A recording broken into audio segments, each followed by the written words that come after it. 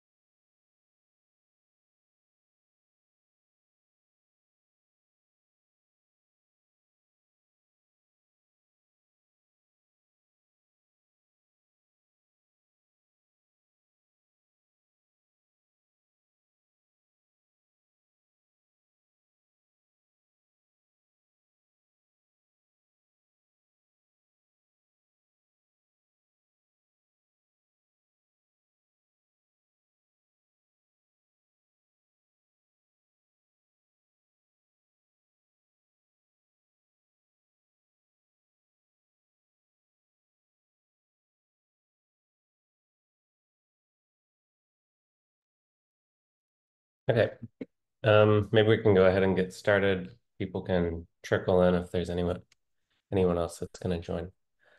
Um, okay, so first thing to note is that this meeting is being recorded, and I think Steven's going to post it to YouTube as part of the um, tutorial series. Um, so, okay. Um, Let me show my screen.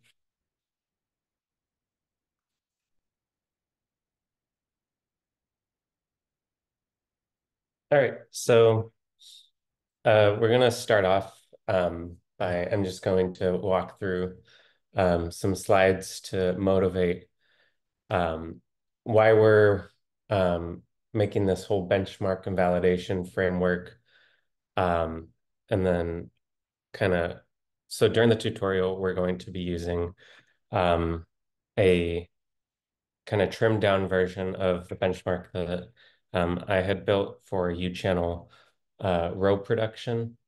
So we're going to use that benchmark as an example. So I'll sort of motivate in these slides some of the figures and why this is interesting, and then we can just quickly get into the actual um, coding part of this. Okay, so just to introduce myself, I'm Zach Swager. I'm a grad student at UC Davis.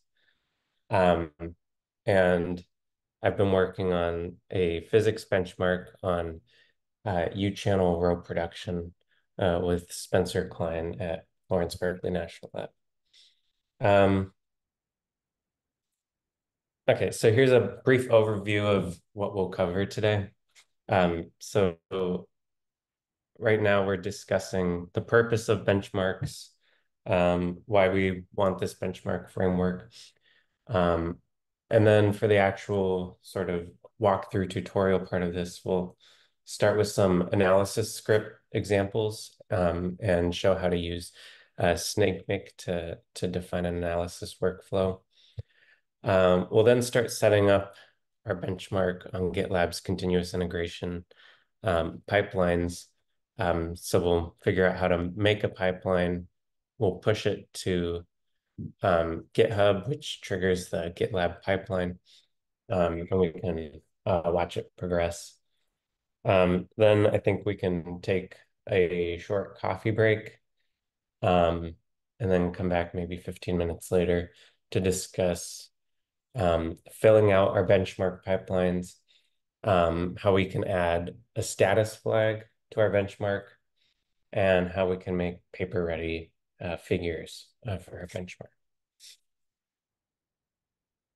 Okay, so the purpose of benchmarks. So a benchmark is some analysis script that we're using to validate the performance of some code or system for the EIC. So Epic is using benchmarks to validate detector performance, to ensure that we can achieve our physics goals. And this is different from and more than an analysis script. So benchmarks are being designed to provide rapid feedback to the collaboration and to developers, so that as we're developing the EIC software environment, we know, if we change the acceptance of the central trackers, is that going to, how is that going to affect some of our physics goals, stuff like that. If we make changes to tracking, how does that change things? So that's really the purpose of benchmarks. It's starting from an analysis script and then adding it into this larger framework that allows us to validate the performance of the EIC software environment. And our goal is that when there's a change in the Epic software environment to either tracking software or the detector design or something else, our analysis events are re-simulated in that new detector design. Tracking is reperformed with the newest tracking software, and then new analysis plots are made. So again, these benchmarks are made to give live feedback sort of on the state of the software environment. And then status flags that we can add to our benchmarks give developers sort of a more condensed summary of whether there were any detrimental changes in whatever changes they made. Okay, and a little bit of context. So I'm not super savvy with GitLab's continuous integration and pipelines, and it took a lot of brute force testing to get this working. So I've tried to make this example as plug and play as possible. When you're going from an analysis script to making a pipeline, I found that it can be tricky figuring out the different how the paths to different files change in GitLab's continuous integration framework and so on. So it can take a lot of debugging, and hopefully some of what I learned is helpful, and we have some people from the software team online to help us out today, in case we run into any issues. Like someone's unmuted. Merrick? Mirek, can you mute, please?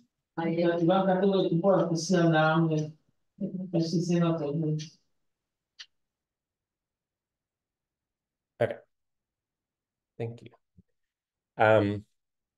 All right, so and I'd also like to quickly thank Kong2 for helping me set up my analysis script and start turning this into a benchmark. Also, Stephen K Searam, and Dimitri, also for helping me out with all of this.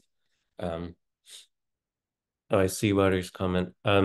So I think Stephen made me the host when he left the meeting. I should be the host. Oh yeah, you are. But I guess at this point it's not necessary to use the mute button. Yeah. Okay. Um, all right. So I want to just show a few slides um, about this example benchmark, just to kind of explain some of the plots that we'll be making. So this is just going to be a quick overview of this particular physics benchmark. Um, so I've been simulating meson production. And in particular, I'm interested in U-channel meson production. And to explain what U-channel meson production is, I want to first discuss what T-channel production is.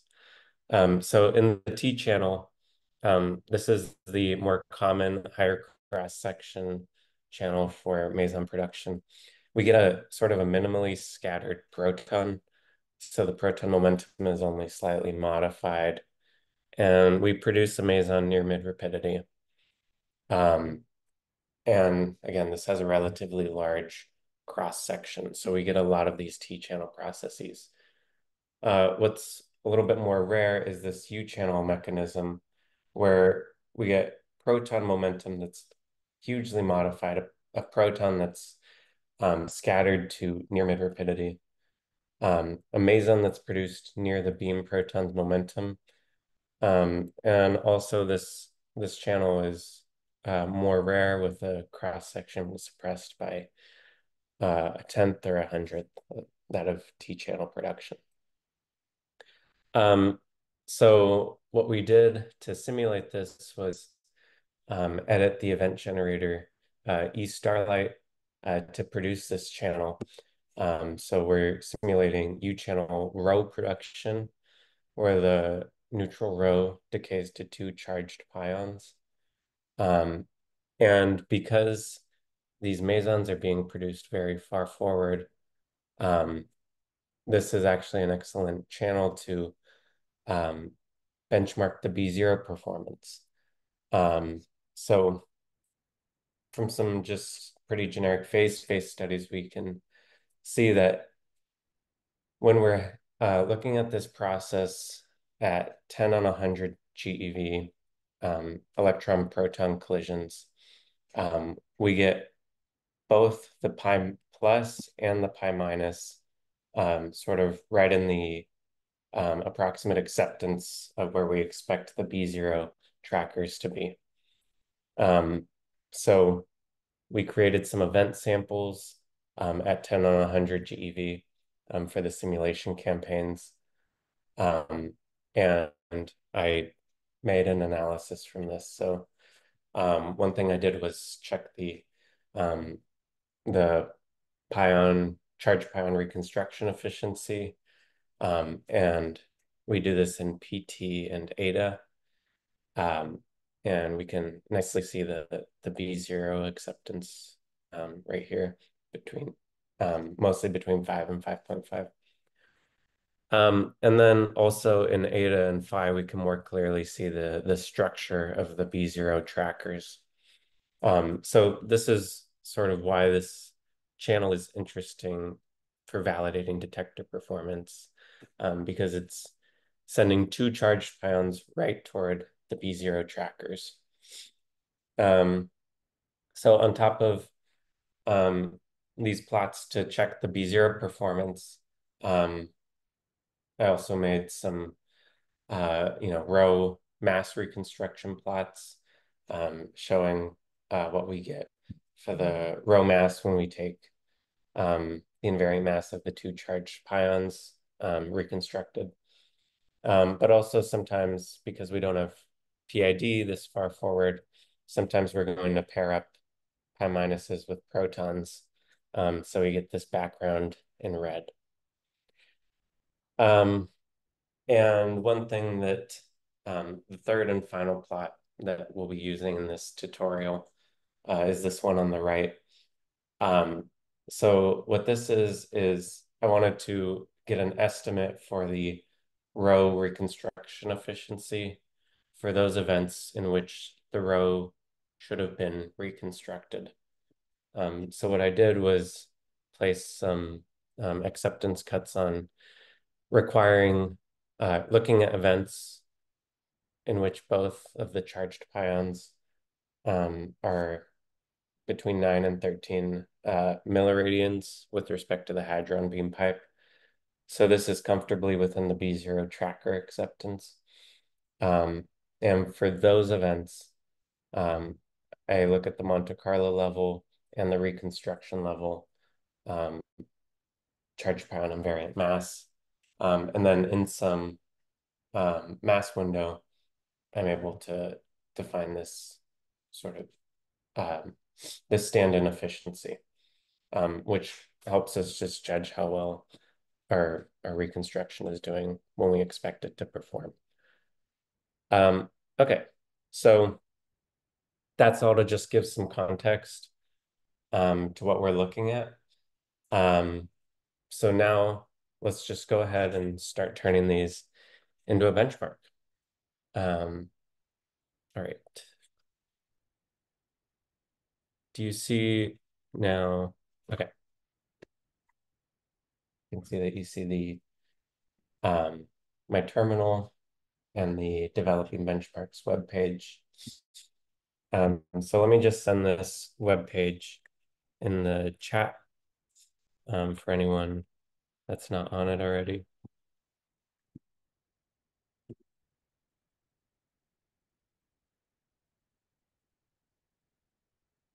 Oops. Okay, so go ahead and navigate to that web page.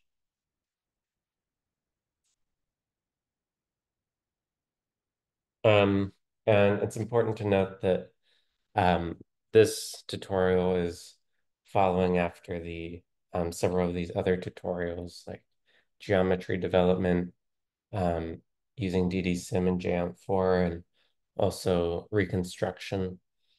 And then most recently, Stephen's tutorial on making an analysis. So this tutorial sort of picks up from there, assumes that as a prerequisite that everyone has working EIC shell. And then one of these prerequisites is also that you have your local SSH key added to GitHub so that you can push to GitHub so that we can push these benchmarks and sort of monitor them on GitLab. Okay, so let's start with exercise 1. Analysis scripts and SnakeMake. So the question that we're trying to answer here is how, starting from an analysis script and some, reconstruction output, how do we set up a data analysis workflow? And also we're all just trying to get on the same page with getting the same code before we start putting it into these GitLab pipelines. Okay, so first we're going to launch EIC shell, which I already did. So if you're following along, just launch EIC shell with this command.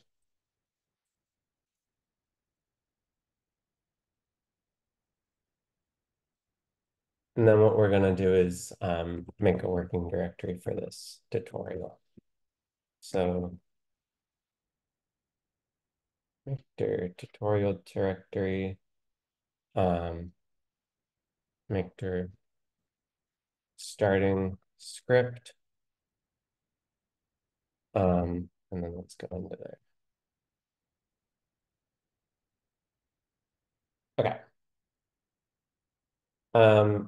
Now I said that we're sort of starting from this active analysis of this trimmed down row, U-channel row analysis. So to import this analysis, we just need these three files. So let's go ahead and copy these here. Um, so I'm going to copy the raw file.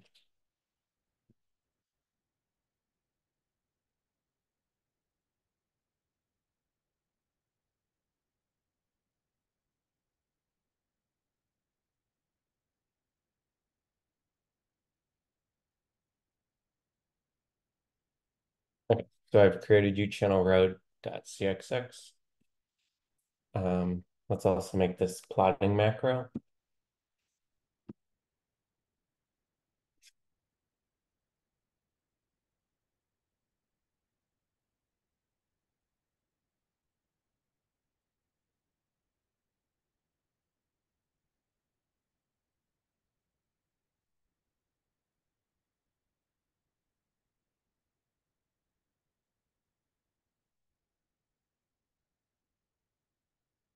And then we'll import this style header from Rice University.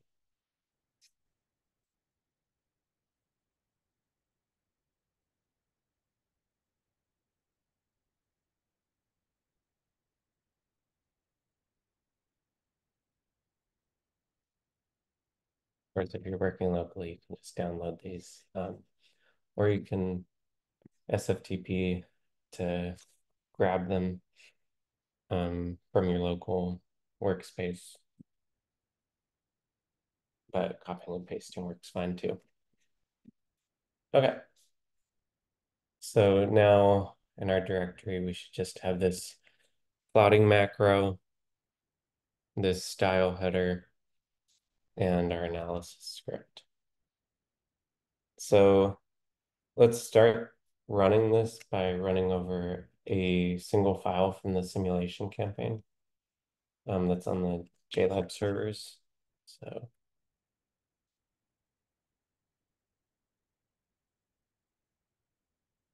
let's check that it's here. Okay, so great. Now let's start to organize our directory a little bit. So we'll make an analysis directory, macros directory, and let's move the uchannel row into the analysis directory and plotting macro into macros and the style header into macros.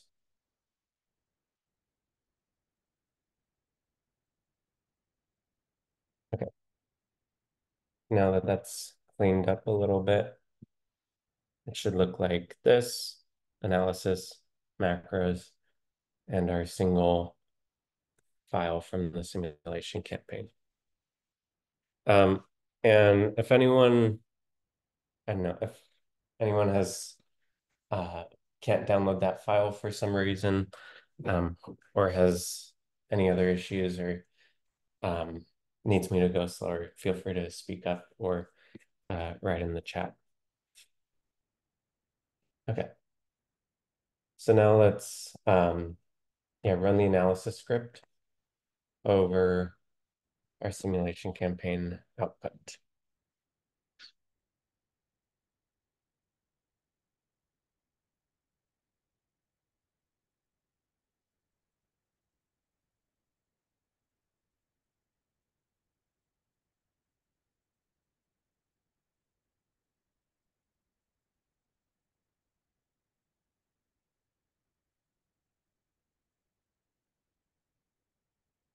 It's going to take a little bit.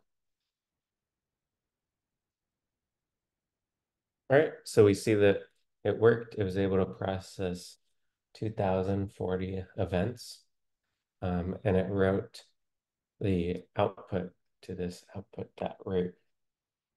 Okay, so now in order to make some of those plots that I was showing in those slides earlier, we're going to need to run the plotting macro. So I'll make this directory output figures.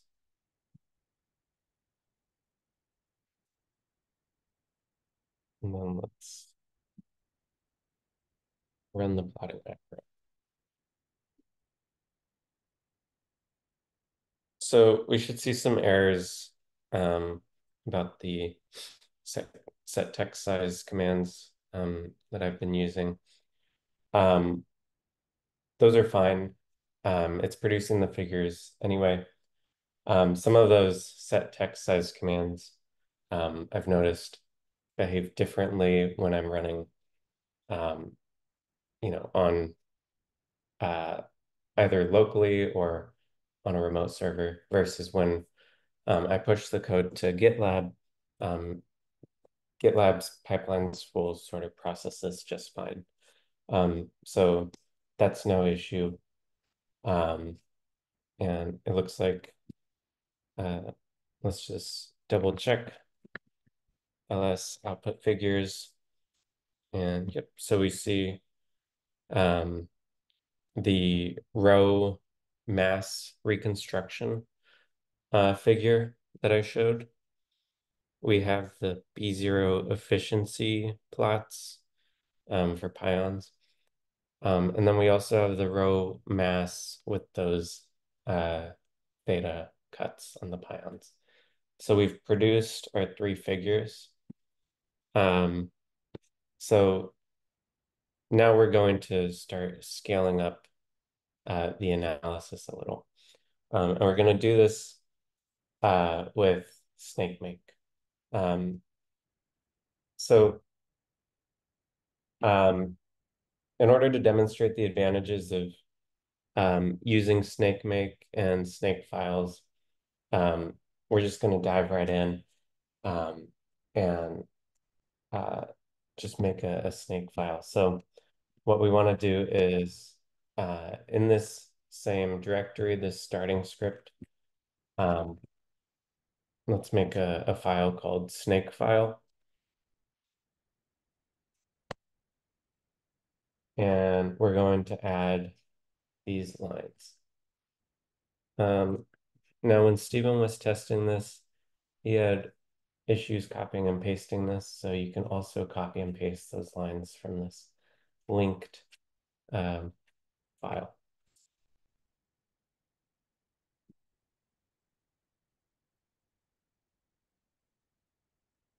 Okay, so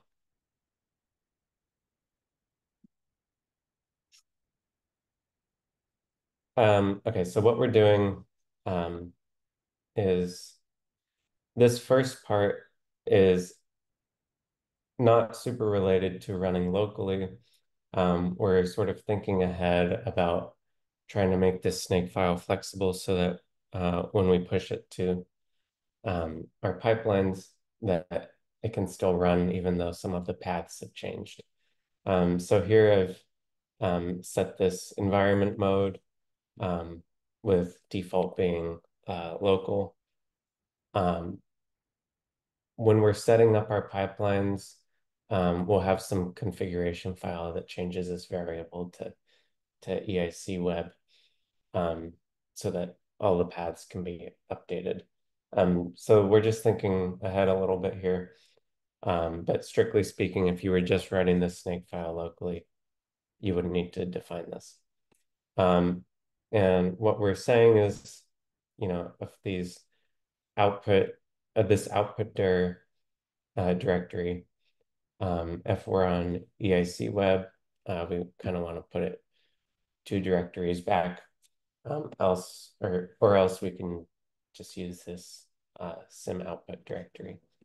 And the same for our benchmarks directory, sort of giving it the path to that.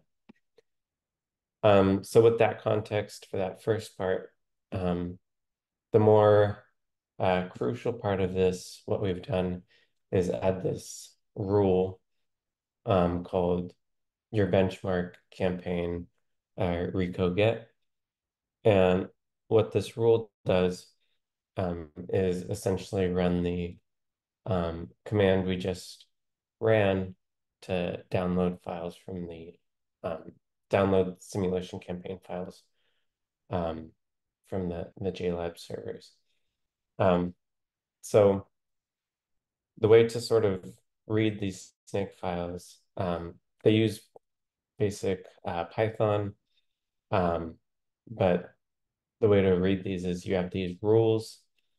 You can define inputs and outputs, and then you have this section here called shell, which just takes basic shell scripts.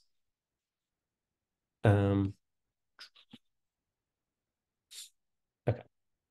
so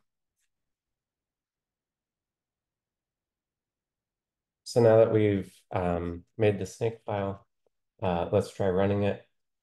The important thing to know about running snakemake is that snakemake by hand or snakemake commands behave like requests. So if I want snakemake to produce a file called output.root, I would type snakemake. I can request 2 cores, and then I sort of request this file output.root.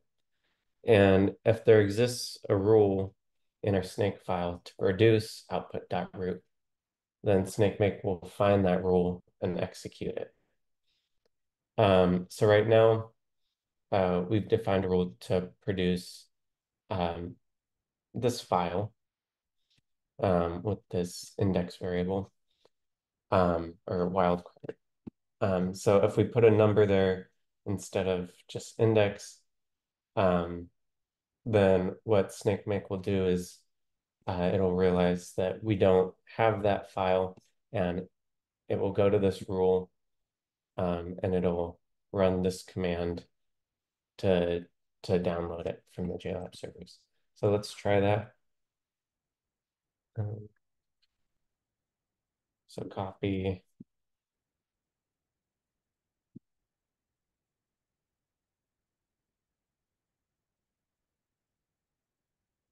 Okay. So, all right, so it looks like it worked just fine.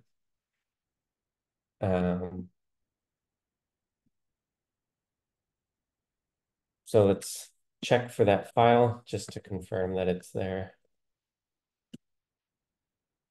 Yep, so that was downloaded perfectly. Okay, so right now that's a little unimpressive. We used snakemake to download a file with a command that we already had used in this few minutes ago. So the benefits of using snakemake aren't readily apparent yet, but it gets a little more visible when we start scaling up our analysis. So let's add this next rule, this analysis rule. What this rule is going to do is we can look to the shell part of the rule to see what it does. So it first makes the directory that we're going to put these plots into, and then it executes input.script. So it executes uchannelrow.cxx on our input data. Okay, so let's open up our snake file.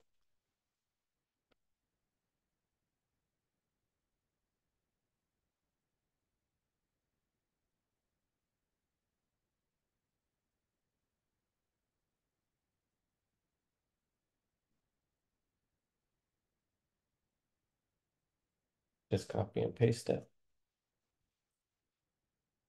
and save.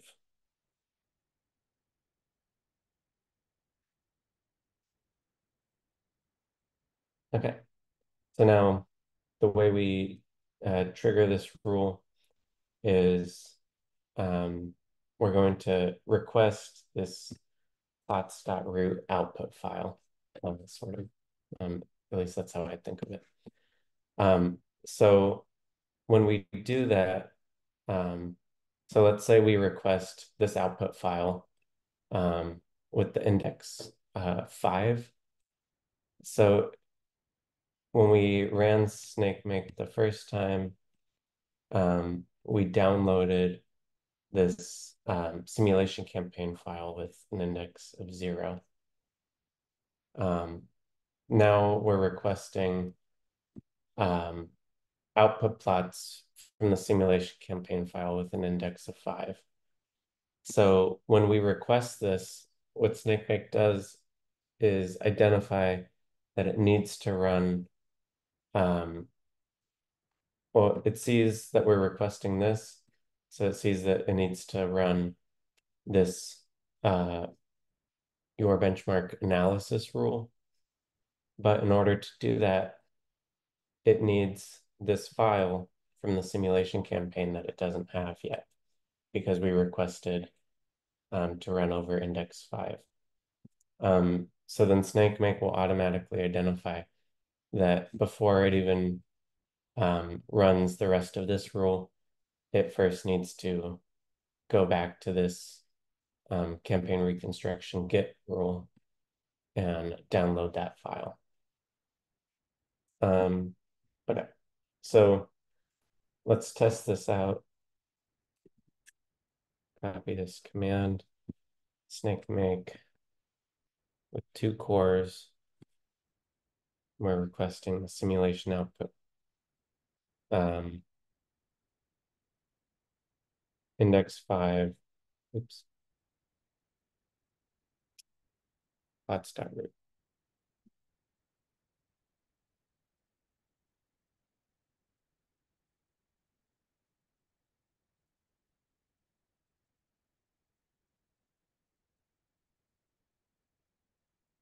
Okay, so it went to, as you can see, it went to the your benchmark analysis rule. And the reason that it went there is because we requested this plots.root file, and it realized that that file was missing. So it needed to run this analysis rule. But it also realized that it needs these input files provided by another job. And so it first ran that. So it downloaded the simulation campaign file, and then it ran the analysis script over this. So I always like to confirm just that everything worked right by checking for the file. And you can see that it's right there. Okay.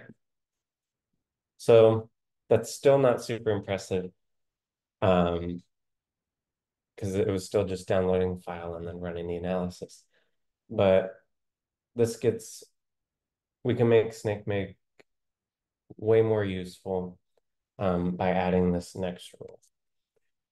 So what this next rule does is it just adds up these output root files, or sorry, it adds up these input root files into this output one. So that seems like a simple, hadd command. But the advantage of using SnakeMake for this is that when SnakeMake, so if you request, a combined 10 files, then SnakeMake can see that it needs to download first indices 0 through 9. It needs to run the analysis script on indices 0 through 9, and then it needs to hadd them. So we can start to really scale up our workflow with this rule. So let's add it in to the end.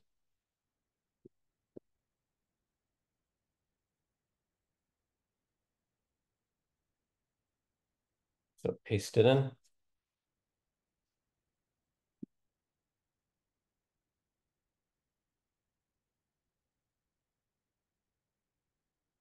Write and save.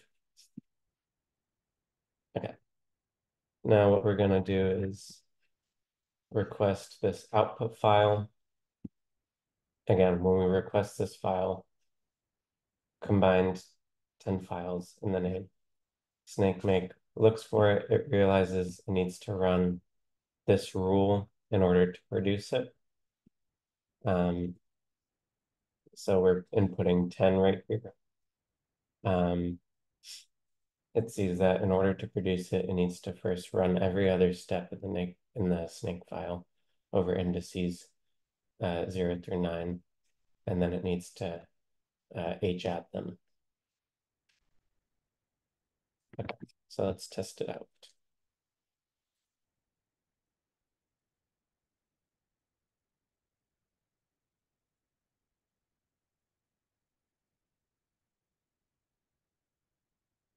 Okay, so now it's going through each of those missing indices.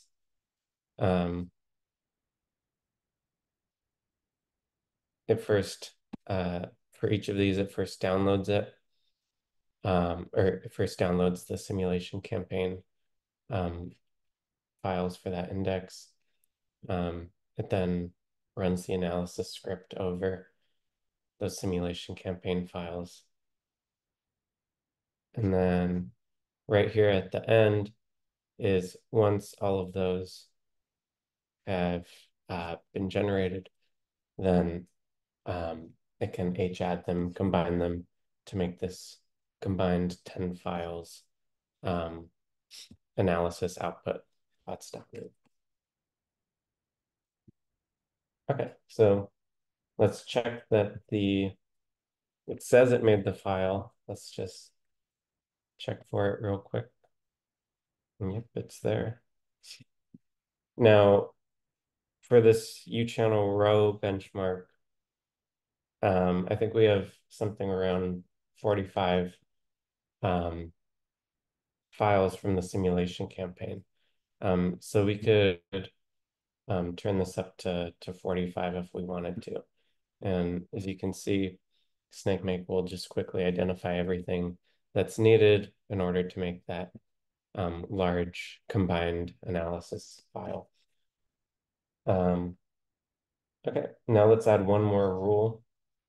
And this rule is just going to, well, it's first going to make a figures directory if it doesn't exist. And then the rule is just going to execute our plotting macro. So let's copy it.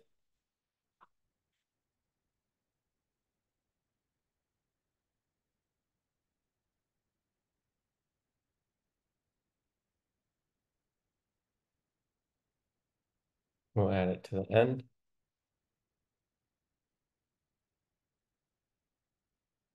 Ran and quit. Okay, so now if we want to make one of our analysis plots with 10 files from the simulation campaign, then we can just request the output from this new rule. So that's campaign with a combined n number of files, and we're requesting that it make the benchmark row mass plot. We've told it that in order to do that, in order to make this plot, it needs to run this plotting macro. In order to run the plotting macro, it needs to get all of these input files.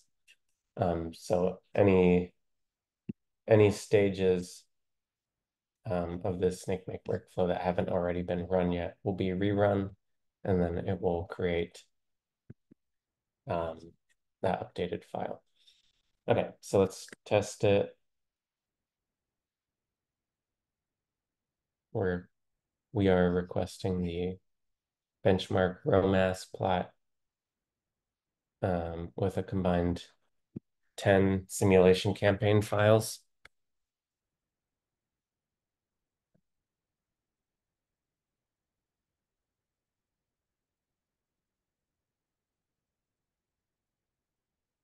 All right, and it did it. So again, always like to check that these are there. Yep. So even though we only requested the benchmark row mass plot, that request triggers this rule, which runs the whole plotting macro. And that plotting macro produces all of the plots that we want for our analysis. So we're just requesting this benchmark row mass plot to trigger that snake-make rule and produce all the plots that this plotting macro makes.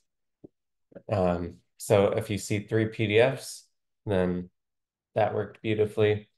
And now you can scale up this whenever you need to. So if you look at those output files and it looks like that's not enough, like you don't have enough statistics, let's say we want to run instead over 15, 15 of the simulation campaign files. What it'll do now is it'll go back, look for indices 0 through 14. Now um, all of the analysis output files for indices 0 through 9 are already created. The output files for indices 10 through 14 have not been created, and the simulation campaign files have not even been downloaded for those. So if we request 15 files, we have some extra files that we need to download from the JLab servers, run the analysis script over, combine with the other files, and SnakeMake will just realize that, and it will execute only those steps which need to be executed and have not been. So let's test this out. Oops, sorry.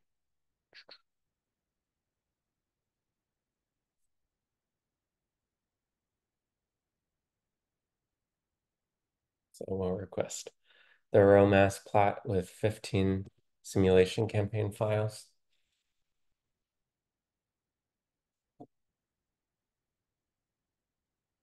See, so it saw that those starting indices already, we had already downloaded the simulation campaign outputs. So what it did was jump to only those which had not been downloaded yet. So index 10, index 11, and it runs those first few stages on just those jobs. And then down here, it combines those new output files with the older ones, gives us a combined 15 files, analysis output, plots.root. And then it runs the plotting macro over that new output file. Okay, so assuming that that worked, which I think it should have, we're pretty much done with lesson 1. I have here summarized what your SnakeMake file should look like at this point. And that's identical to the snake file that is linked right here. So that file is available here as well. Let's close some of these tabs. All right. So I'll take a pause here and ask if there are any questions or comments. Are people following along okay?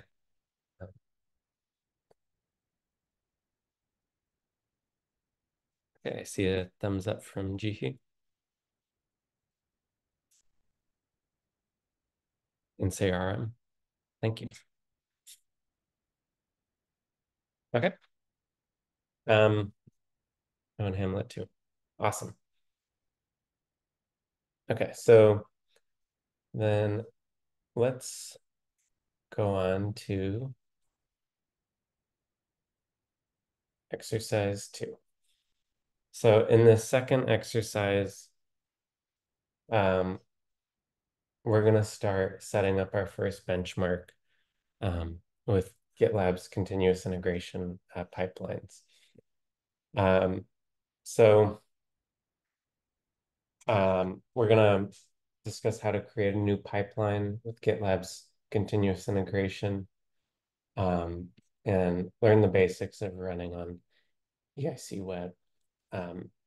So we're going to start from our analysis workflow that we just built and start to put it on GitLab. But actually, this first part here is just going to be setting up a generic pipeline. So benchmarks are currently organized into these two repositories. There's detector benchmarks and there's physics benchmarks. I'm more familiar with the physics benchmarks, and the uChannel row benchmark is a physics benchmark. So we're going to be making one of those. But the general stages to make a detector benchmark are very similar. Okay, so previously we were working in the tutorial directory directory. Let's go back one to the tutorial directory. And let's clone the physics benchmark repository into here.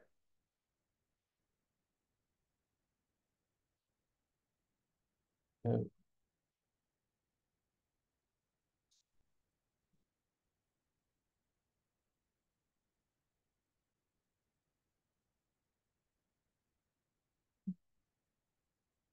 Okay, I'm just going to copy this.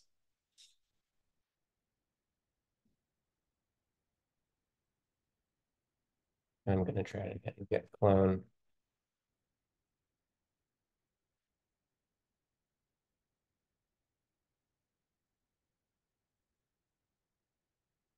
Okay, so now let's go into physics benchmarks.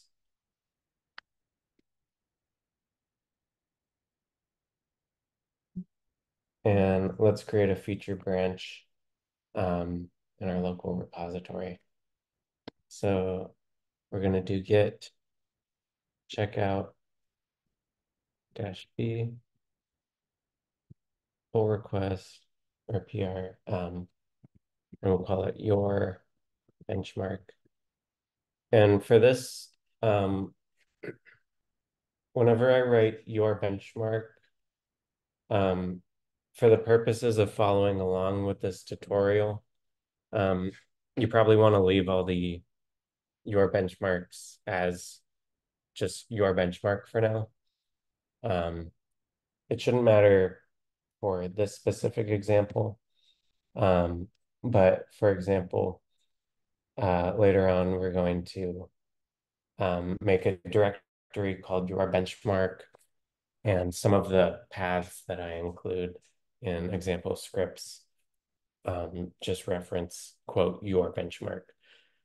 So for the purposes of following along, just keep all of the, quote, your benchmarks as is. Um, and then those can be edited later when you're actually making a more personalized benchmark. Okay, so git checkout dash b will request your benchmark, and I'll do Swagger. Except I've already done that a few times. So I'm gonna do Swagger 5. Okay, so we switch to a new branch. Okay, so now let's see what kind of benchmarks are available in this physics benchmarks repository. So we do ls benchmarks. We see this backgrounds one, I think deeply exclusive meson production, diffractive vector mesons, DIS, DVCS, DVMP, TCS, and U-channel omega production. Okay, so let's add our benchmark to this list. So make dir benchmarks. And again, if you're following along, then do call this your benchmark for now, just for the purposes of simplicity. Okay, so we've now created this empty benchmark. And the first thing that we want to add to it is this config.yaml file. And what this config file does is it tells GitLab's pipelines the different jobs to execute. So let's open it. Let's create it and open it. And let's add in these 3 jobs. So we have your benchmark compile. So here you can compile any code that you need to. We also have this simulate job. So that's where some of the detector simulations and reconstruction might go. And we have this results job. So here we can put like our analysis scripts, the plotting macros, and so on. But importantly, right now, each of these jobs only echoes a statement. So this part at the end of each of the jobs where it says script, that takes regular like bash script commands.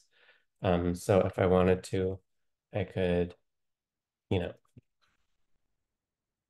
check the spacing right. I could, cd dot dot. I could add something like that, or I could source something, or I could print the working directory. So this takes just normal bash commands, whatever those will be. For now, we're just printing some statements, but in the future or in the next exercise, we're actually going to fill those out. Okay, so a few things to note about your config.yaml file. As I said, the rules take basic bash scripts as input. So anything that you would write in a bash script or put in your terminal, as far as I can tell, you can put in this config.yaml file under the script section. Each rule does not need to actually do something in your benchmark. So as I said, right now, each of these is just printing a statement. I could just like, what is this, 5 lines? I could just delete this and the pipeline would work just fine as is. It just wouldn't have a job to do for that simulate rule. So each rule does not need to do something. Each rule does not even need to exist. You just have these different rules where you can define different things to do. And then finally, each rule corresponds to a stage in GitLab's pipelines. So let's actually go to a pipeline and take a look at what they look like. So this one, for example, it has these several jobs. These first ones are sort of generic common setup, detector configuration, this compile section where people are compiling their benchmark codes, generating events, simulating those events in the detector response, reconstruction, analyze and collect. And more recently, the number of actual jobs in these pipelines has been reduced. So we can actually look for a more recent pipeline. So let's look at this one.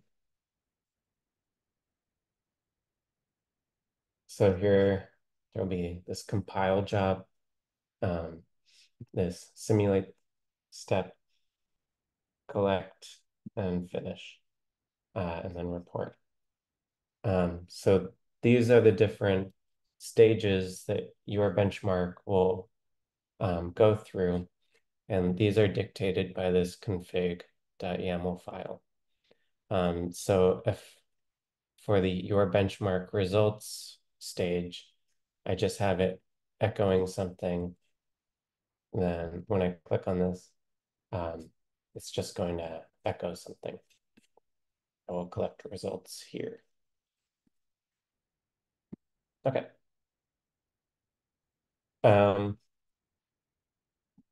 So we've added to our config.yaml file.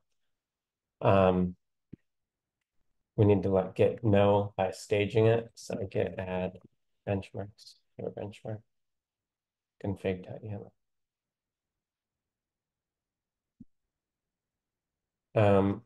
We also want to let the continuous integration system know that we want it to execute the steps in our new benchmark directory.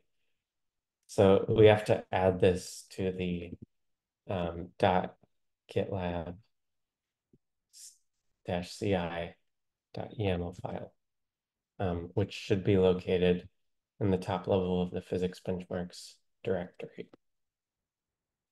So let's open that.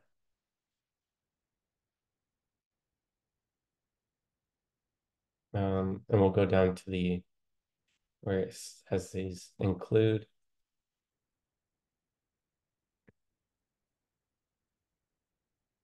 And let's add one for hours. So we just called it your benchmark. So add this right to the end of this include section. And then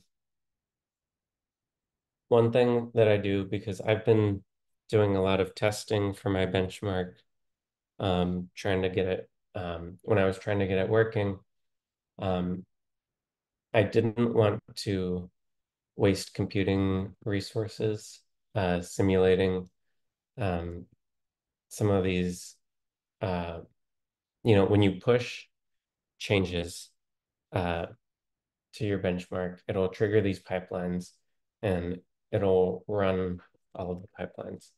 And it's not necessary to run all of them.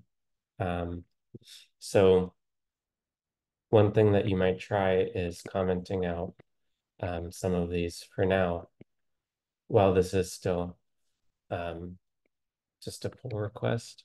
And while you're still just testing it, you might try commenting all of these out. I'm going to leave one of these in here so that it can kind of run in parallel and we can watch these both side by side. That way, if something fails, I know if it's just our new benchmark or if it's something bigger.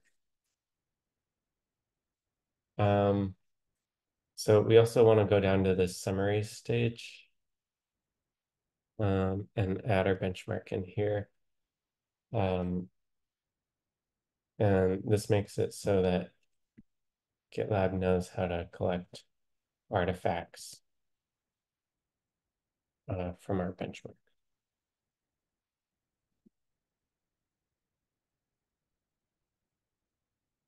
And I'm just gonna comment out each of these again.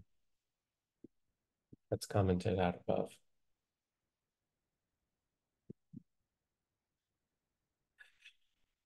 Okay, so I'm gonna save and close.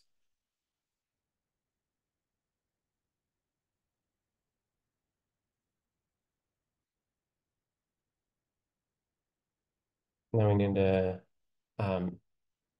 stage those changes that we just made. So let's do git add -p, where P stands for patch. And stage this hunk. We're gonna do Y for yes, and press enter.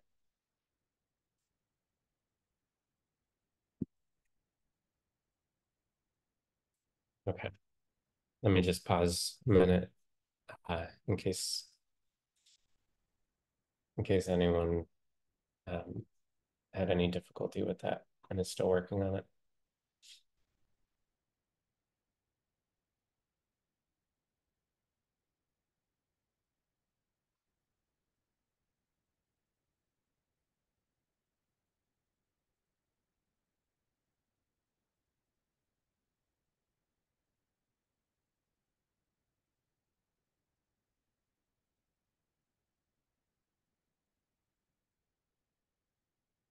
Okay, so I'll continue. Again, if anyone is still working on a previous step, just let me know.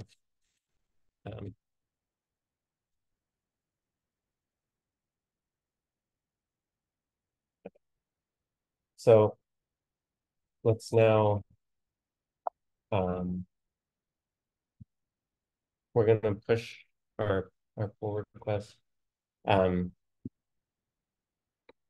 So in order to do that, we need to add a commit message.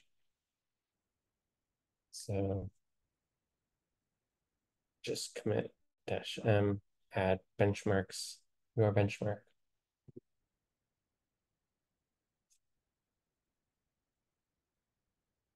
And then we're gonna do git push origin, your benchmark, and then your last name.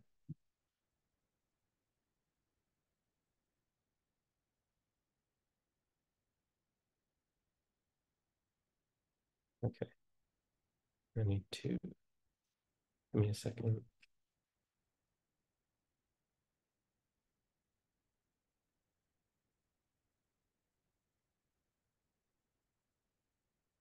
Um,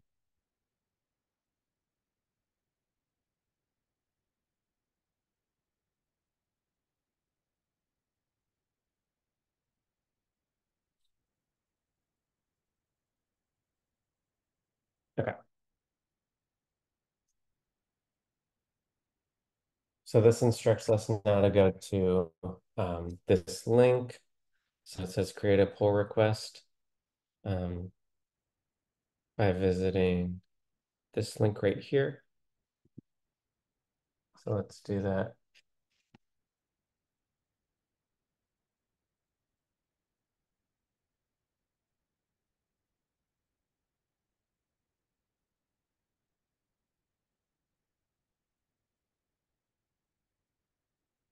And we can add a title.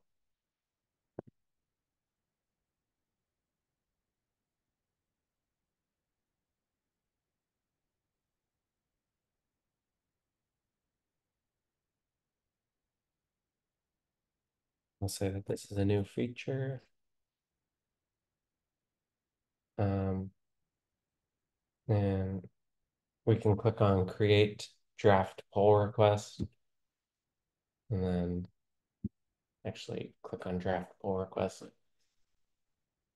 And there we go. So we've now created the pull request. All of these pull requests are visible in EIC physics benchmarks. You can look at this drop down. And we can look at the details for how this is doing by clicking on details. So by clicking on, say, this second details for EIC web physics benchmarks, this will take us to the actual pipeline associated with this pull request. Whoa, that's running fast. Okay, so we can now just kind of explore this a little bit. Let me open up my config file again.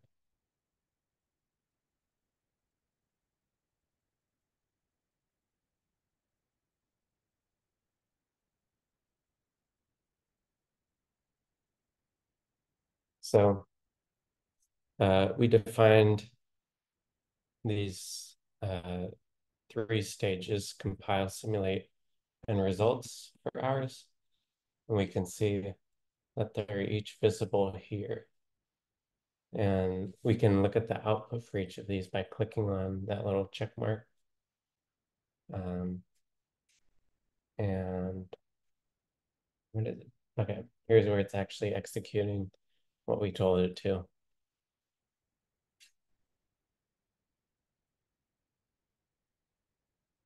We can also check your benchmark, simulate your benchmark results. Now the DIS benchmark is actually running some simulations now, which is why I like to comment out a lot of these other benchmarks when I'm just testing, because we don't need to simulate every single other thing when we're just testing if ours works. Okay. So again, this figure kind of explains how, or shows how each of these rules in the config.yaml instructs each of these pipeline stages what to do.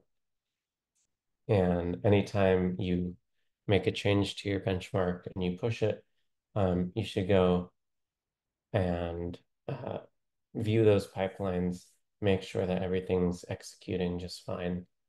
And yeah, that's really how you can monitor the progress of everything. So another important feature of these pipelines is that these jobs can produce what are called artifacts. So artifacts are plots, text files, JSON files, just anything from your jobs that are stored in the results directory after completion will be stored as an artifact of that pipeline.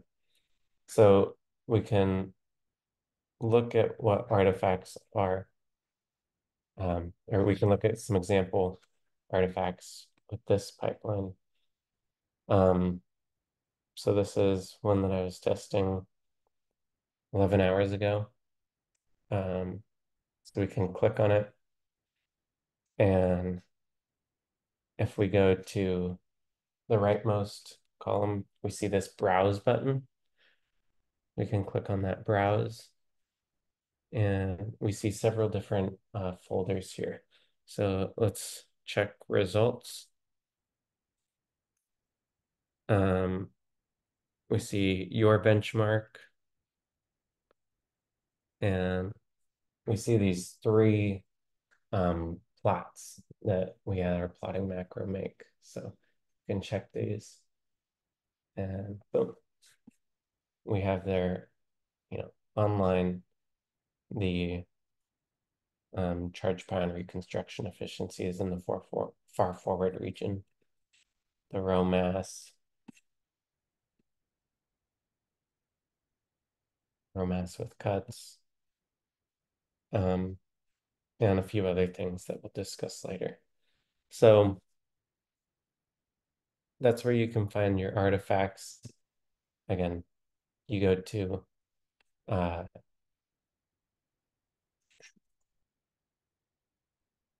back up.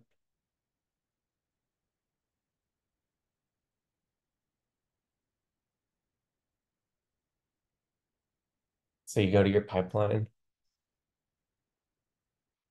you click on results or the collect stage.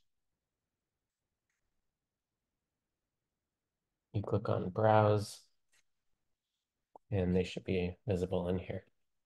Now, any one of these stages, I think any one of these stages can have artifacts.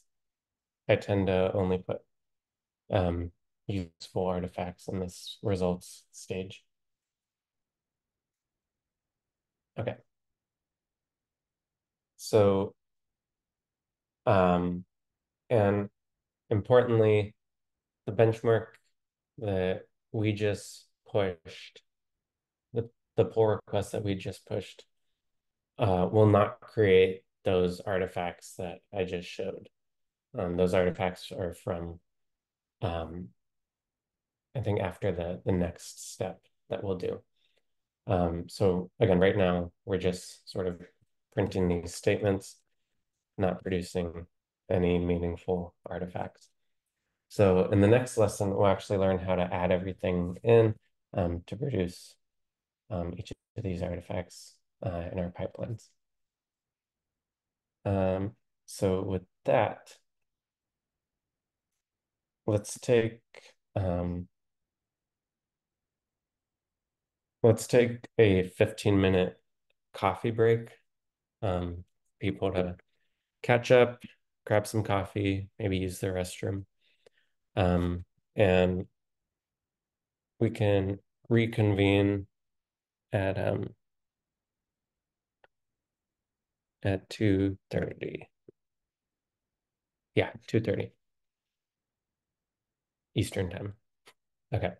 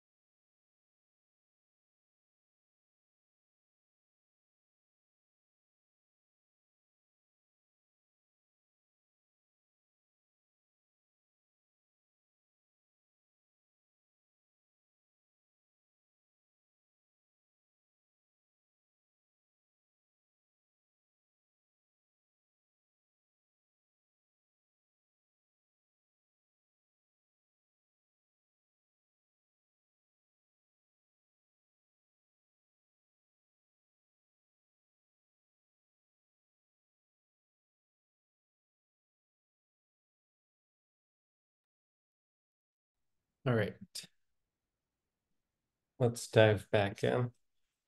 Let me share my screen.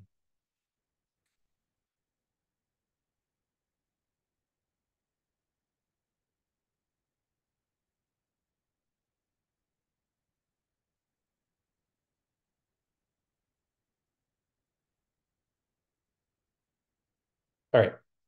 So we just finished setting up our first pipeline. Um, and sorry, we just pushed our first pipeline. Uh, we watched it.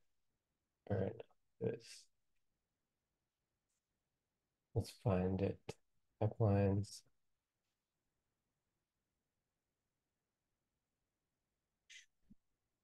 Yep. We're now sort of watching it as it propagates through all the stages.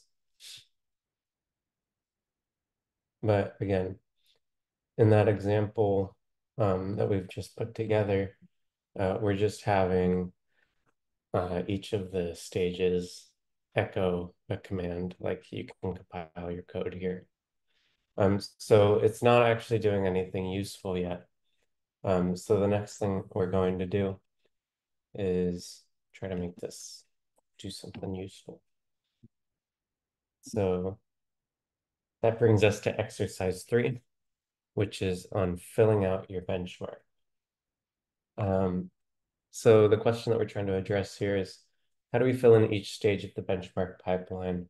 How do we actually make the simulate rule do something useful? How do we make the analyze stage do something useful?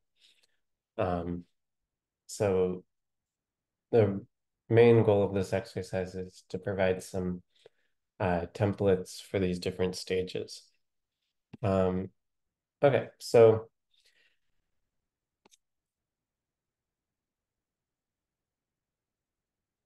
right now our benchmark should look like this. If we ls benchmarks, it should just have this config.yaml file in it. What we're gonna do now is add, oops. What we're gonna do now is add a new file, configuration file called setup.configs or .config.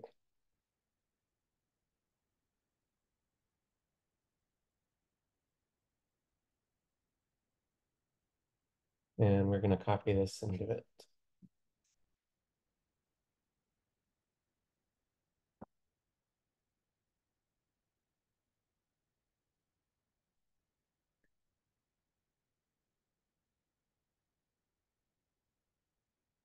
Okay, so what we've done is in the setup.config, we export this environment mode for EIC web.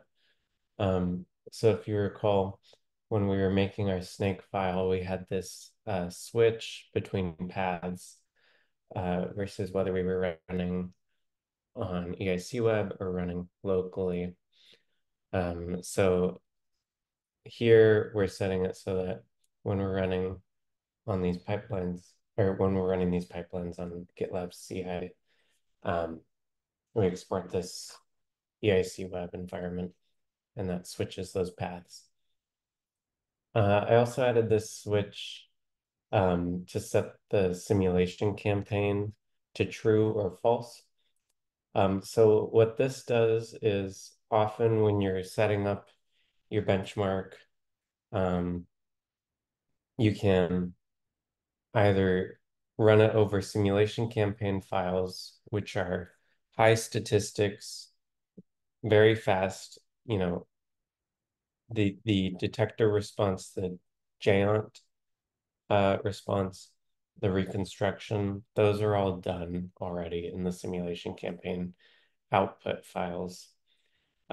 So when you're using the simulation campaign, what you're really doing is just using the pipelines to test running your analysis and plotting scripts over those files. those will give you high statistics, really nice files, really nice plots to look at and use for maybe the pre-TDR or whatever you need. But really, a benchmark is most useful when it is actively re-simulating the detector response when the detector changes in the EIC software environment, or when it's re-simulating or redoing the tracking reconstruction, because that tracking reconstruction software changes. So we can set this to false if, and I think most of the time this should be set to false. While you're testing, it can be set to true, but to make this benchmark as useful as it can be, by setting this to false, you're making it so that when this benchmark is triggered, it re-simulates events, redoes reconstruction algorithms, and then does the analysis and plotting scripts. And when you're redoing all those analysis steps, it's important to set some number of events that you want to re-simulate. So I've observed in the past with the C channel row benchmark, which is a pretty simple final state. It takes about 1 hour to run on the pipelines per 1,000 events. So if you're first testing, well, you should see how long your own benchmark takes. If you're first testing it with use simulation campaign equal to false, then you may want to set number of events down to 10 or so.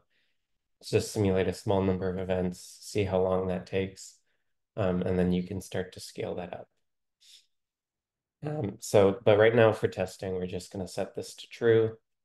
As long as we're using the simulation campaign, it doesn't really matter what number of events we do, because this is just for when we're dynamically resimulating everything. And then these are just some file names. Yeah. Okay, so we've added those into the setup.config file. We now also want to create a new file called simulate.sh.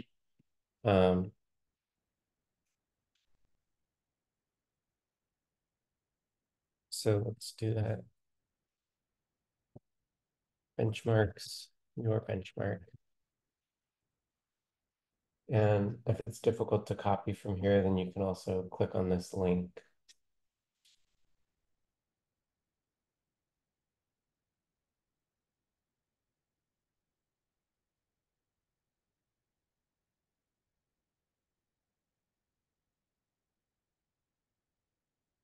Okay.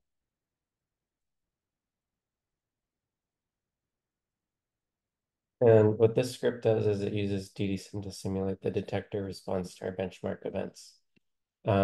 So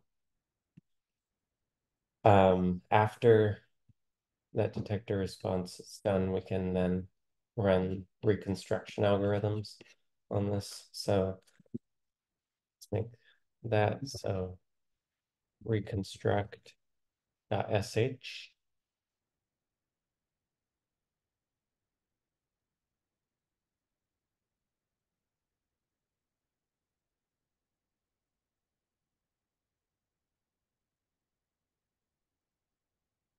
And we'll copy this in here.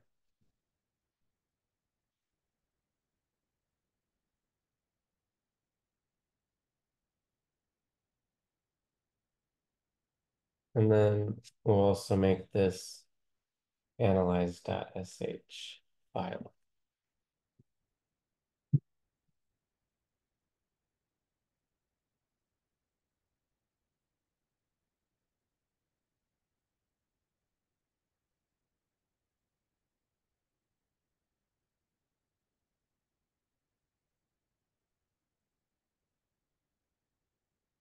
And this analyzed SH file. Um, this one just pretty straightforwardly, I mean, it makes the appropriate directories that you need, sources and things, and then it runs your analysis script, the cchannel row.cxx script, and then it runs our plotting macro, plot row physics benchmark.c. Okay, so let's write and quit.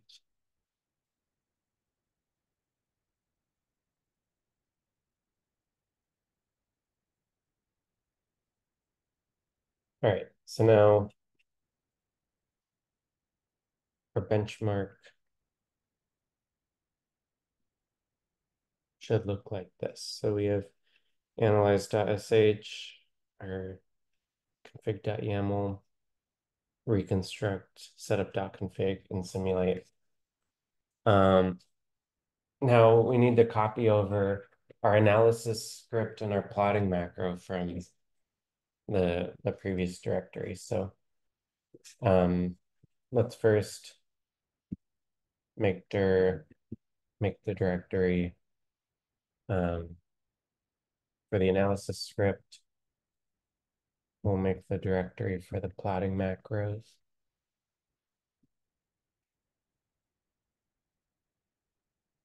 And now let's start copying a few things over. So we'll copy over the snake file.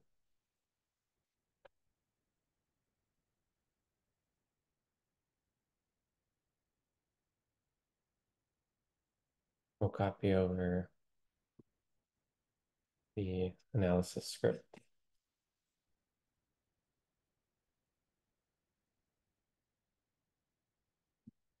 the style header,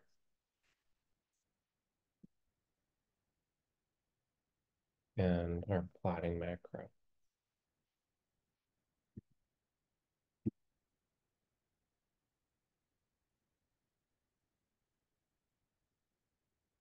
Okay, so let's ls the directory and make sure it looks like this picture. So we have analysis macros, we have our shell scripts, we have our setup.config. Okay. So now in order to use this, our snake file shown here on GitLab's pipelines, we need to let GitLab know that that snake file is there. So what we want to do now is open up the main snake file. So that's not the one that we just copied over, not this your benchmark snake file, but it's the one located at the top level of the physics benchmark repository. So it's located here. So let's open it up.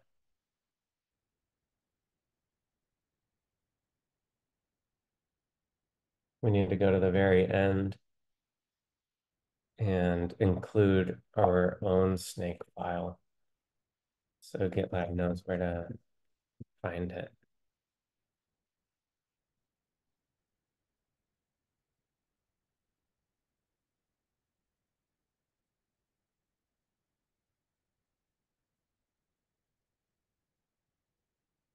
Write and quit.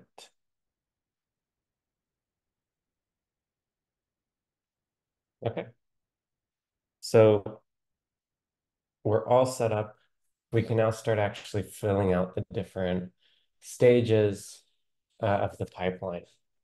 So let's go back to our config.yaml file. So it's benchmarks, your benchmark, config.yaml.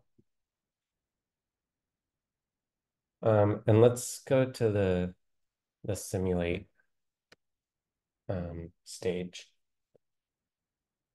We don't need to compile anything at this point. So it should currently look like this. It does.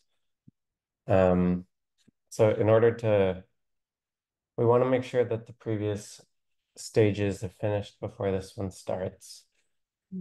So we don't want, the simulate stage leapfrogging, um, like the setup or yeah. So what we can do is say add a new line below stage uh, before stage colon simulate. We can add this requirement that it needs to have completed um, common setup.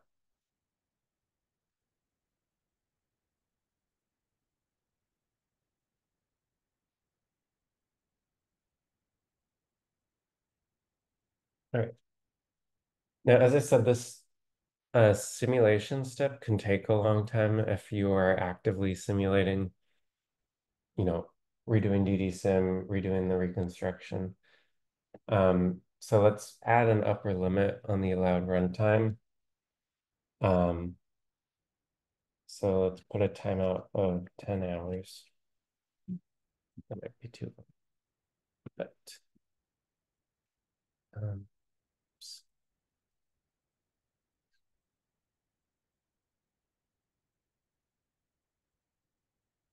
all right.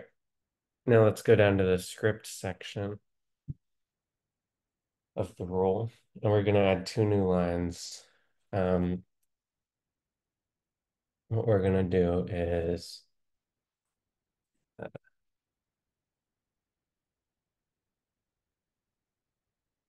define our setup.config file. So, and then we're going to source it.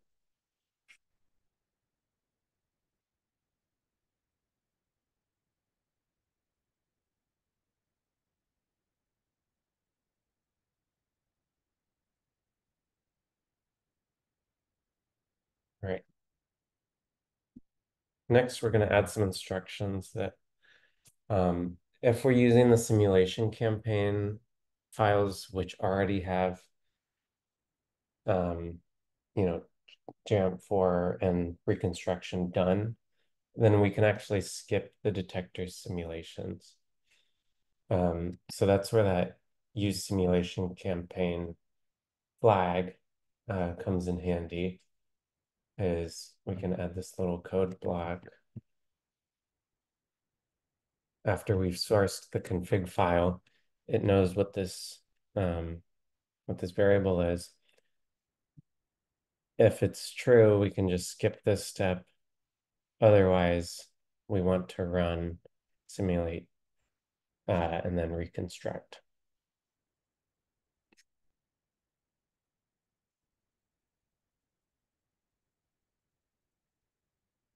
And finally, let's add an instruction just in case this fails. We can tell it to retry. Okay, so our final simulate rule should look like this. And to my eye, that is what we have. So now let's populate the results stage. All right, so right now it should look like this echo. I will collect results here. Let's specify quickly that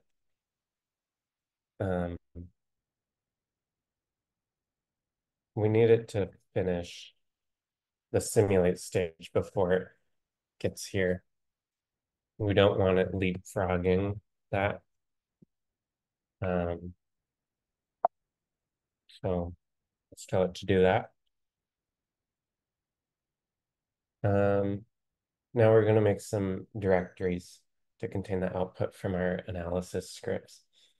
And we're going to also source the setup.config again. So down here in the script section, let's make this results directory, make a directory for this benchmark output. and then source the config file. Now again, if using the simulation campaign, okay.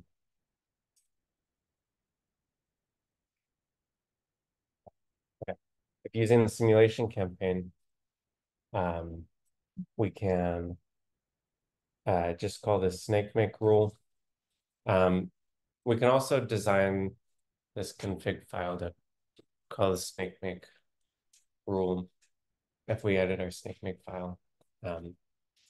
We can also use it if not using the simulation campaign, but I wanted to include a sort of a variety of ways of doing these things in this example. So if using the simulation campaign, then just call this snake make rule where we request the row mass benchmark plot with a combined 45 simulation campaign files. And then if not using the simulation campaign, then we can just call that analyze script. And then importantly, whichever one of these we use, we need to copy the resulting plots to the results directory in order to turn them into artifacts that are visible on GitLab. So that's what this is doing. That's what this is doing here. You need to copy anything that you want to store. So that's, not like large root files, but like a figure or a text file. You can store that as an artifact by copying it over to the results directory. Okay, so our final config.yaml should look like this. And that is what it looks like. So let's write and quit.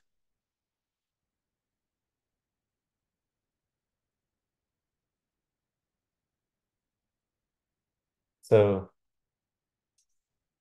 all right, we're just testing this now. So let's quickly verify that our setup .config file has used simulation campaign equal to true.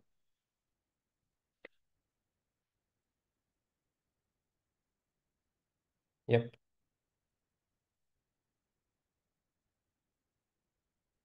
So let's do git status. Okay. So we have a lot of things to add. Let's, oops. Yeah, git add, because we edited this snake file. Let's make sure we add that.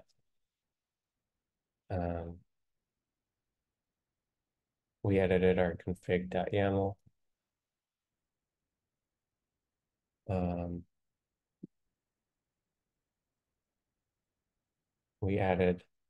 We copied our own snake file over to this directory.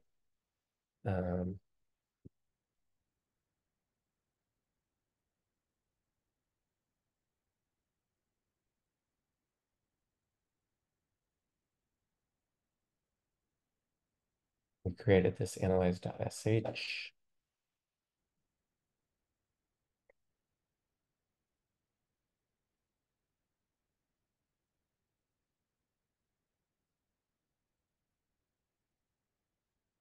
And of course, there are quicker ways to do this. It's just, I like to slow it down a little in the tutorial.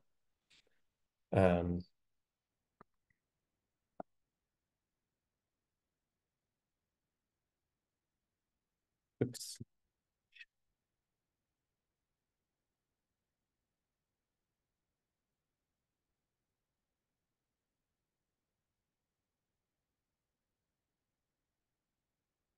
Okay, add reconstruct.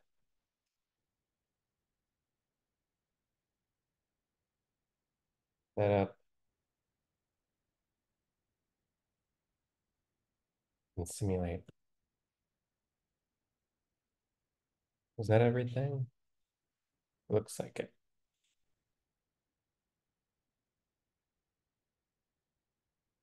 Okay. So let's commit this.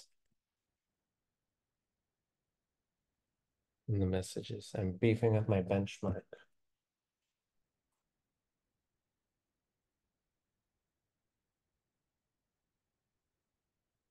Now, okay, push origin. Swagger 5.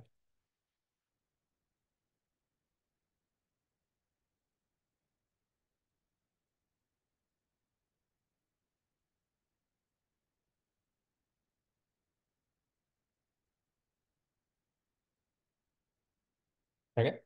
Now we've pushed all these changes and we can monitor, go to the pipelines page.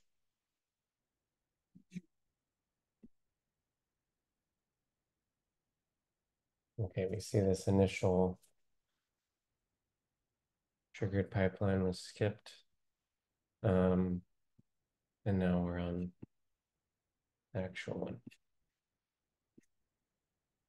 So I'm not sure exactly why, but whenever I push to my benchmark, it first triggers one of these that is then skipped, and then it's followed by a second one very quickly. Okay. So, all right. So in this lesson, we've sort of learned how to add to our config.yaml file to actually make it do something useful. Now for each of those stages, it's going to dynamically simulate. Well, actually, right now it's just going to run over the simulation campaign files. And let me so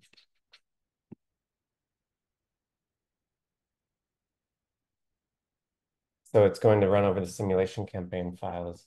It's going to because we put in our setup.config that flag, it's going to skip the simulate step. It's going to go straight to your benchmark results, and it's going to run this analysis script. And it's going to produce some of these nice artifacts. So, again, these are all viewable on GitLab. Okay, so we now have a template for how to fill out each of the stages for these pipelines. And the next thing to do is make our benchmark slightly more useful by adding a status flag to it. So the purpose of these status flags is to indicate when there was a detrimental change to the software or detector design. So we've created a benchmark, we've pushed it, it can go through several of these stages. Now we want to make the benchmark so that if some change to the, for example, some change to the reconstruction was so detrimental that we don't reconstruct any row mesons anymore, then we want our benchmark to sort of raise its hand and say, something's not right. Developers should take a second look at this. So that's the purpose of these status flags. A typical benchmark might have, 5 to 20 figures, each of which may or may not be useful in understanding the detector and algorithmic performance. So developers need rapid feedback when making changes to tracking, detector software, so on.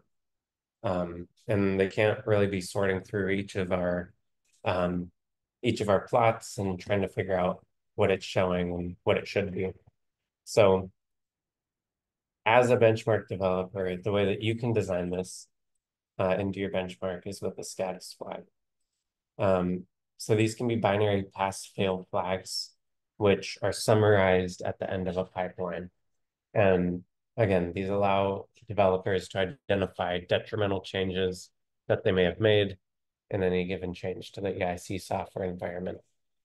So at the completion of one of these pipelines, status flag for a benchmark are gathered and they're summarized. For example, this one for the U-channel row benchmark is summarized. This is what the output can look like. So in designing the status flag, you can think about what quantities might be relevant to monitor. So for example, this U-channel row benchmark, since these charged pions are very far forward, this is being used to evaluate the performance of the B0 trackers.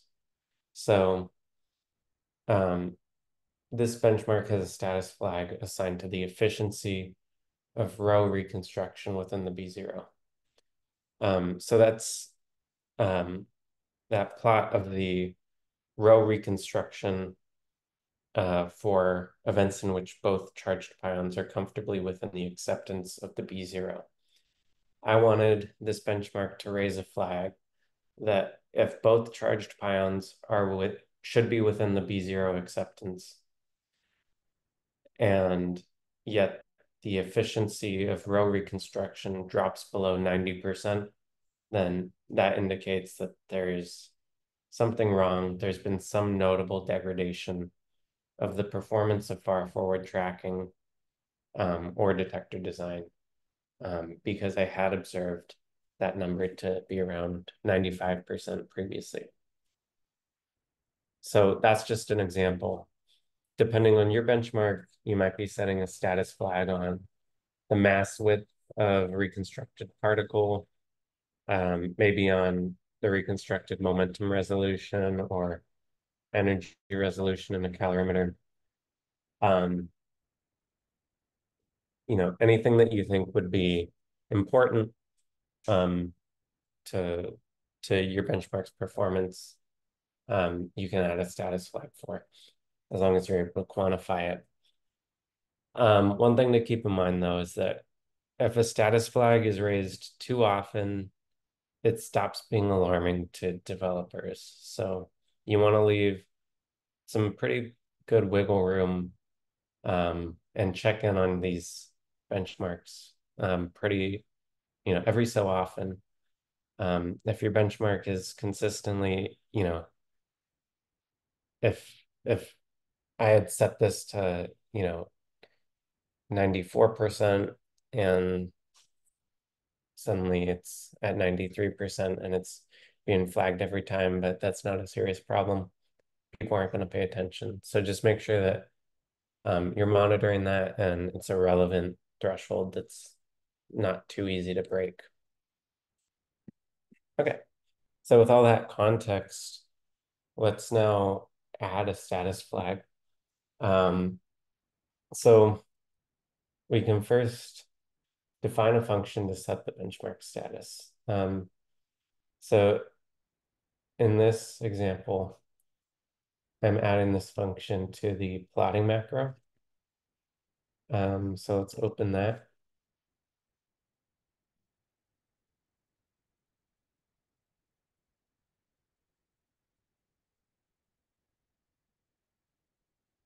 And at the top of this macro, I'm just going to define this function.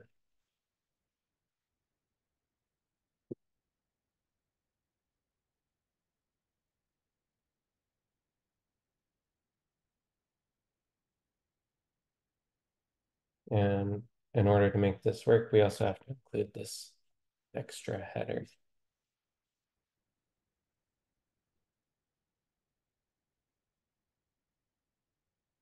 So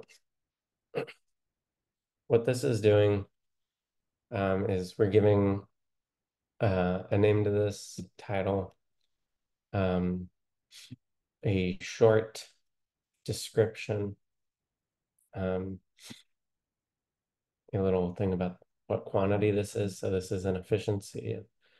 Our target is 90%. So we set the target efficiency here. And then down here, what we do is, say if the efficiency is negative or above 1, um, that indicates pretty serious problem. We don't even know what to do, so let's just call that an error. If the efficiency is above our target, then we say that the status flag was passed.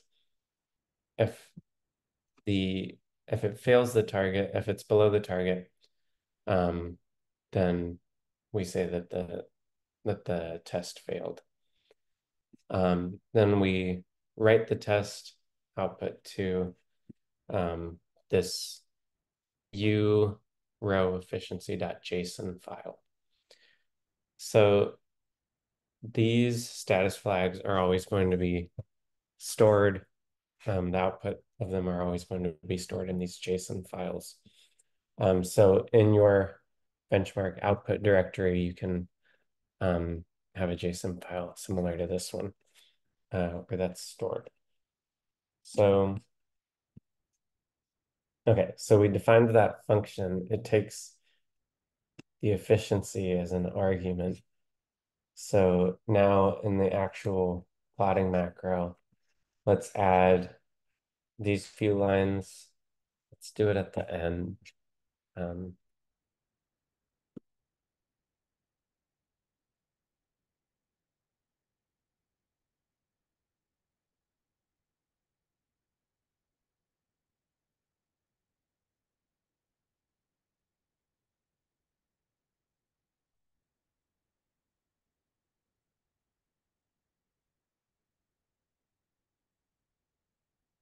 all right.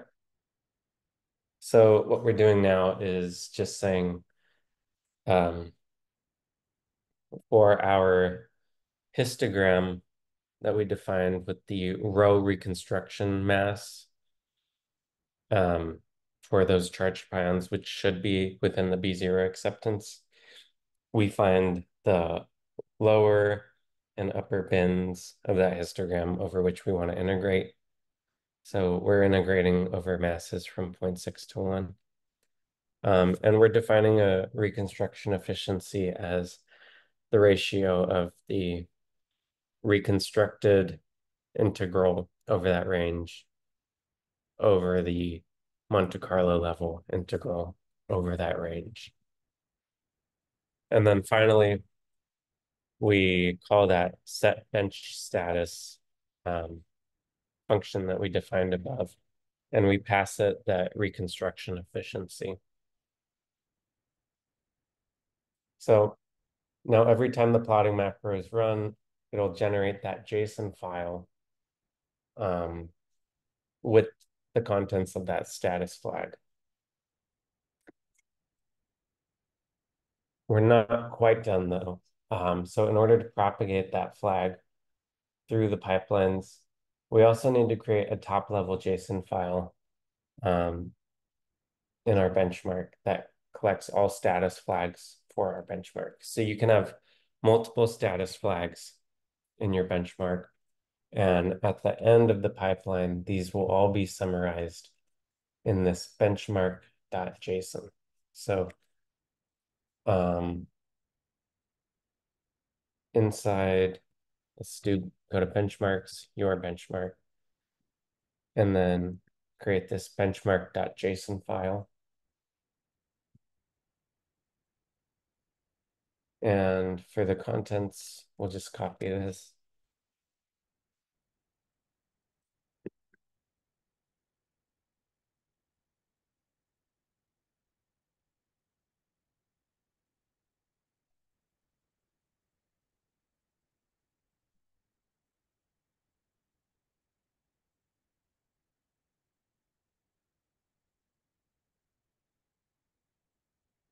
So this is the benchmark for U-channel row reconstruction.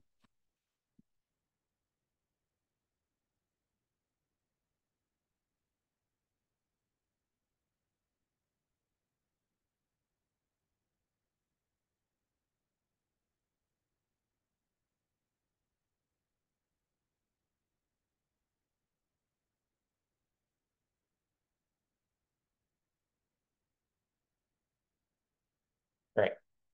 It doesn't really matter what these are. Okay. So let's write and quit. Now this part's, I think this part isn't necessary, but I like to also store these JSON files as artifacts.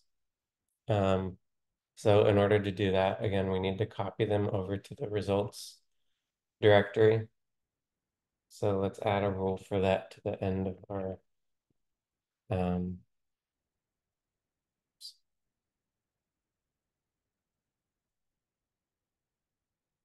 config.yaml file.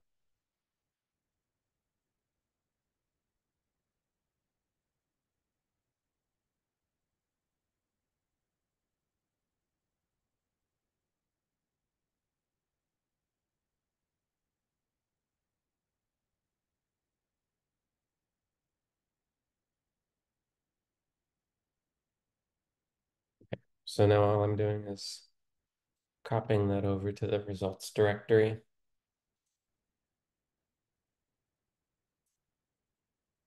Now, we also, as I said, each of these, if you have multiple of these little JSON files in your benchmark output directory, you want to, in order to propagate them through these pipelines, you also need to add this collect.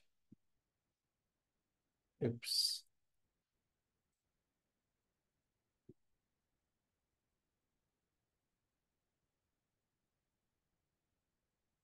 You also need to add this collect instruction. So we're using this collect test.py for your benchmark. And what that does is it'll collect each of these JSON files and then add them into that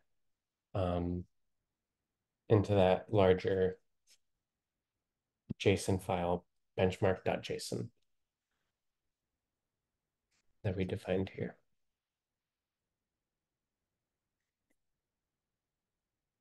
Okay.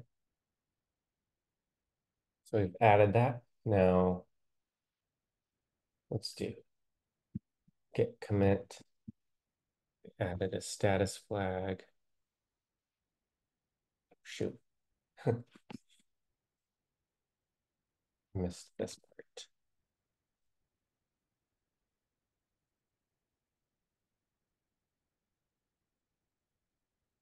So let's do git add config.yaml. We also changed our plotting macro. And we created this benchmark.json file. Let's try that again.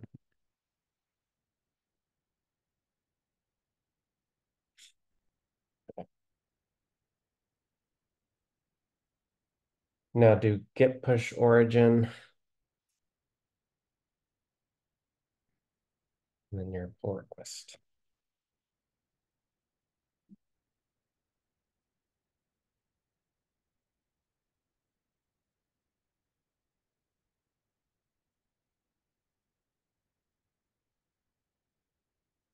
Okay.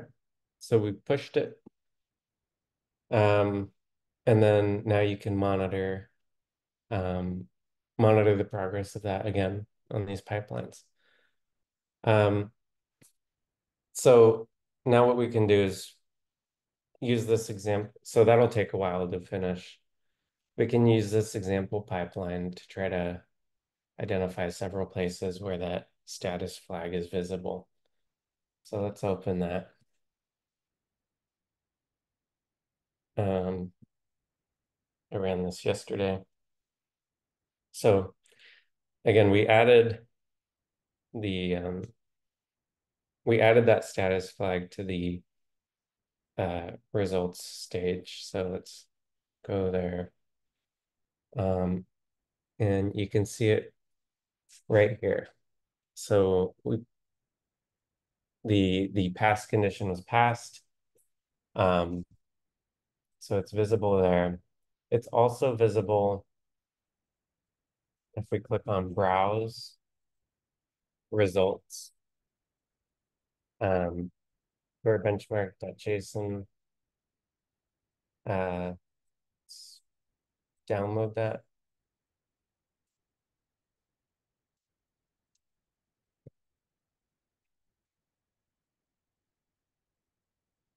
Just a second.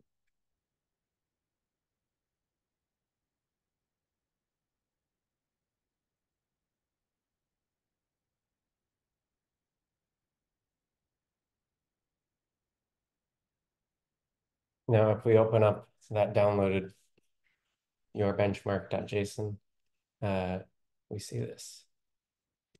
So our benchmark name, title, description. So the actual row reconstruction efficiency value. So here was 91%. It's getting a little low. And then the actual target, which was 90%. And the result of this was a pass. So that's great. Okay. So it's visible there. It's visible as an artifact because we copied it over. Also, that smaller JSON file is contained here.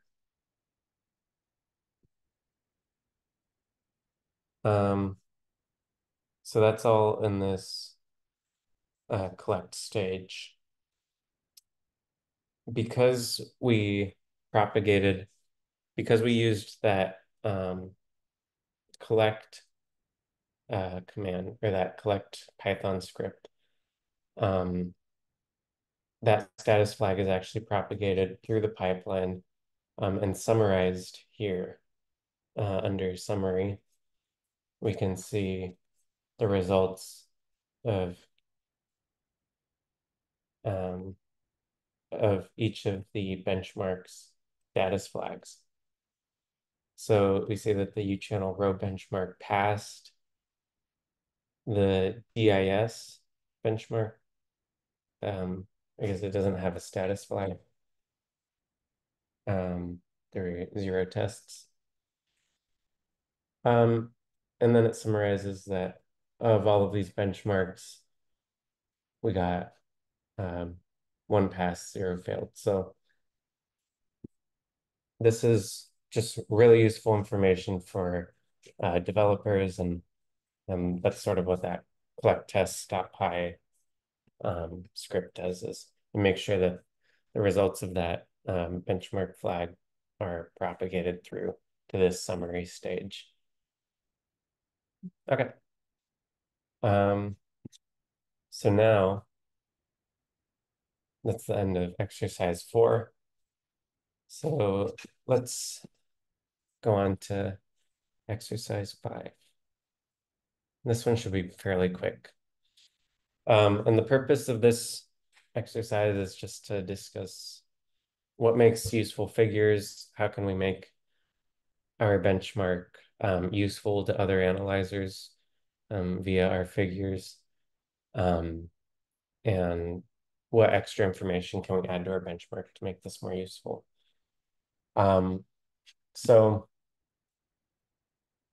the plots created in a benchmark should be designed to be legible not only to yourself, but also to other developers working on detector and software development. So that means your benchmark plots should ideally be labeled with beam settings, if any, the event generator used, kinematic cuts, an epoch label, if it's for epoch, and then legible axis labels. So an important part of legibility also is um, for example, for color plots, having a perceptual color palette, um, where I think that this web page is just really useful to read through about, how your choice of color palette can really be misleading, and having color palettes that are sort of more intuitive and show exactly what you mean to say. Um, for example, um, having a monotonic luminance of your colors is important, um, especially when figures are converted to um, black and white. You want to make sure that they're still legible. Um, so I think that web page is pretty interesting. So try to be sort of intentional about some of these choices. And remember that we want to create figures, ideally that can be used as is in the pre-TDR, in the TDR, in conference presentations, and for people just trying to evaluate detector and software performance. So again, an example figure from the U-channel row benchmark is shown here. Some things to note that were done. So we labeled this is for EP collisions at 10 and 100 JeV. This is neutral rows decaying to two charged pions. The event generator was East Starlight, and here are some kinematic cuts that were used. And this is epic simulations. So it's labeled with all of those things. Also, axis labels were scaled up because the default kind of root scaling is a little bit small. Also, we decreased the number of divisions on each axis just to reduce visual clutter and make it so that scaling the sizes up didn't decrease clarity. And additionally, margins were increased to allow for more space for larger axis labels. Okay, so all of this is just to say that we're sort of encouraging people being intentional about some of these plotting choices to make sure that these figures are usable by both yourself and others. And when it's time to put something together for the TDR, it's pretty easy to just go in and grab some of these plots. Now, another useful thing that you can consider including is a short descriptor of your figures. So even a well-labeled figure can still be ambiguous as to what's being plotted.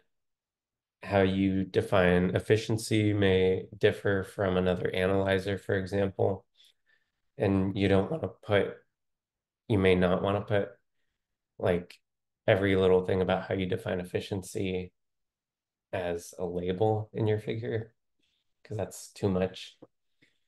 But it is useful to specify that somewhere. So what you might consider doing is including a document like this one, written up in LaTeX and exported as a PDF, and then upload it to GitHub under your benchmark. So for example, this was included in the U-channel row benchmark, just as one of the files benchmark plots explained. Okay. But so I said, upload it to GitHub, but also keep in mind that the way that most users are going to interact with your benchmark is at the level of the artifacts it produces. So when others are looking through the plots produced by the benchmark, this description of the figures should be readily available as an artifact itself, if possible. So to achieve this, I have this little template we can create this tech document. So let's do VI physics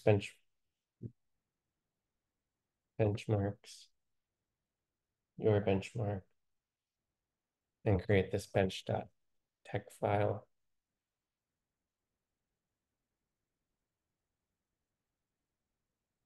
And insert that.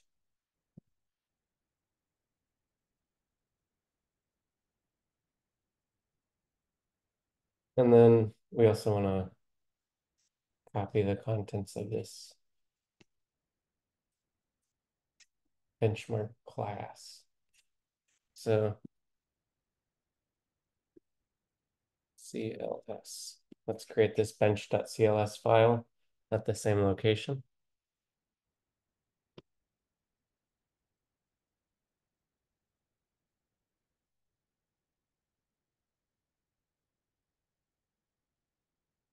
Save and quit. And then finally, we're going to add a rule to snakemake to compile the tech file. And then again, we want it to be an artifact. So we need to copy the output over to the results directory. So let's copy this and then open up the snake file, add it to the end.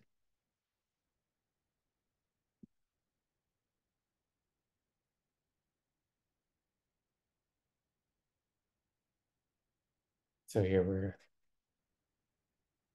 compiling it and then copying it over.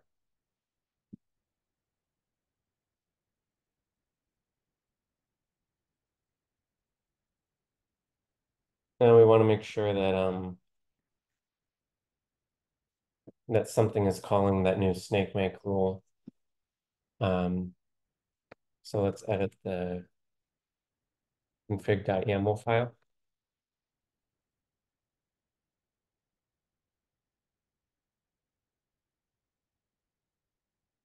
We'll go down to the end and copy that line to compile the manual. Okay.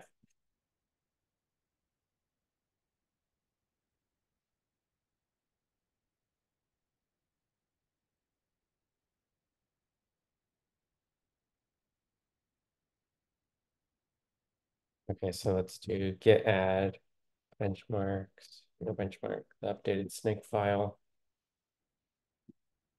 updated config.yaml file.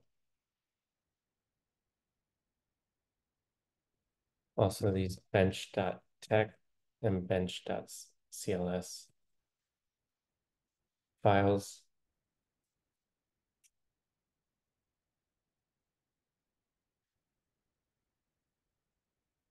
And the commit message will be the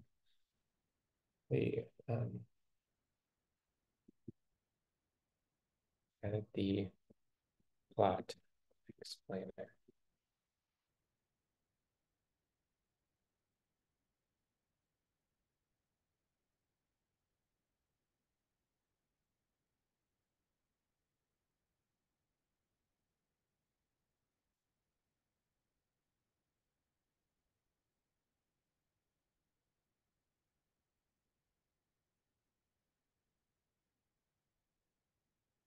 Okay, now let's do git push origin PR. We called it your benchmark. Swagger 5, I think.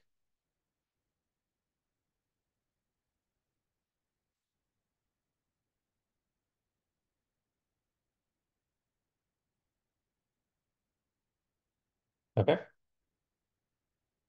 So again, that's going to take a little while to run. But I've already made sample. So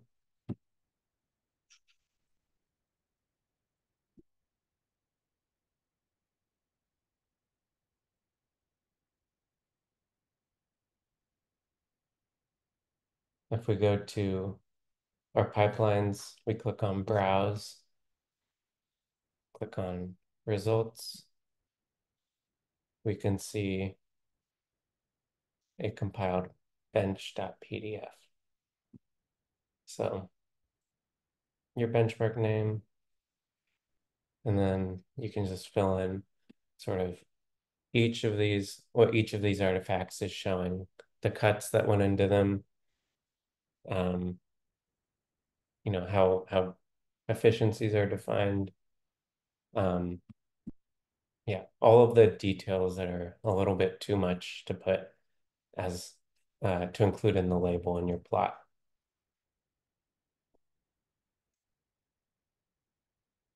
Okay. All right, so we've discussed ways to make benchmark figures legible, useful to others. And it's important to keep in mind that we just want to make paper-ready figures when possible that others can use and easily understand what's going on. And benchmark developers should consider making an explainer artifact like this one, which describes each figure in detail, discusses the cuts and so on that went into them. To do that, you can just create these bench files, bench check files, and then add a rule to your snake file and your config.yaml file to compile those. All right. So that is the end of exercise 5 and the end of the tutorial as a whole. So if anyone has any questions, feel free to speak up or write in the chat. And that's pretty much it.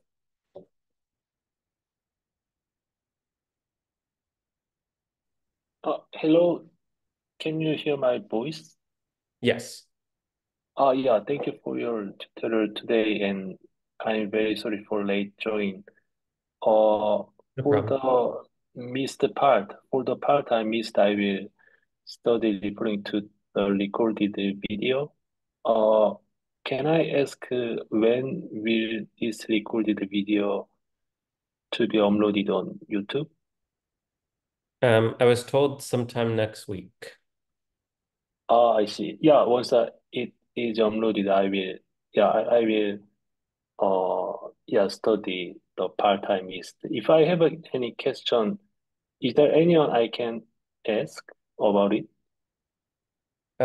Yeah, so you can post probably in the Epic Mattermost, and you can also there's a help desk there, um, or you could email me also, um, but probably the help desk would be a quicker way to get a response. Just I be see. You mean help desk and MetaMost, Yeah, right? I see. Thank you. yeah, and then you can wait for the video, but also um, these instructions are pretty copy and pasteable. So if you wanted to give it a try on your own, walking through these step by step should be doable. Yeah, I will first yeah, read it carefully and exercise. Okay, great. Oh, thank you Well, very thank you for much. attending. Yeah. Oh, yeah.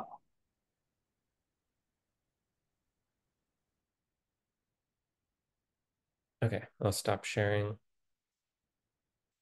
And thank you, Dimitri, for being here for all this and for helping set this up and stuff.